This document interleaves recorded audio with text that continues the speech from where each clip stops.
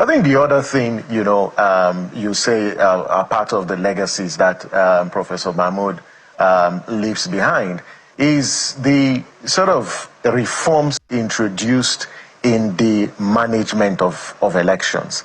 Some are not known to the public. The security features introduced on things like ballot papers, on result sheets, they were not known to the public, but for those of us who work in elections, we also see and we observed how those processes were implemented.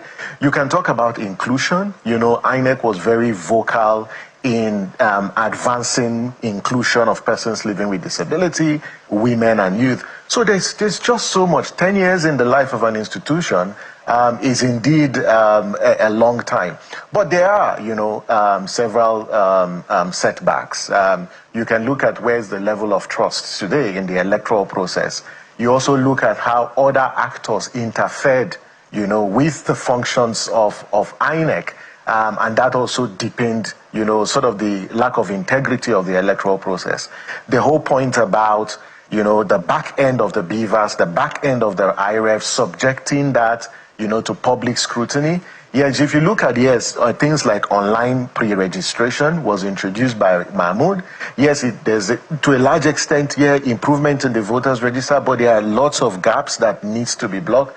But I think that it's a mixed bag. But you cannot wish away that Professor Mahmood introduced remarkable reforms. We are yet, as a country, to maximize the utility and the potential of those reforms because of the actors of our politicians.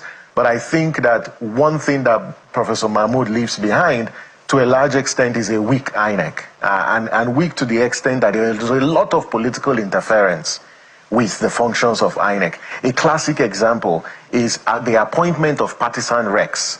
And the chairman is not the appointing authority. But under the Professor Mahmood, we saw how 3 resident electoral commissioners were removed from office because of either things like insubordination, lack of competence, but also manipulating the electoral process.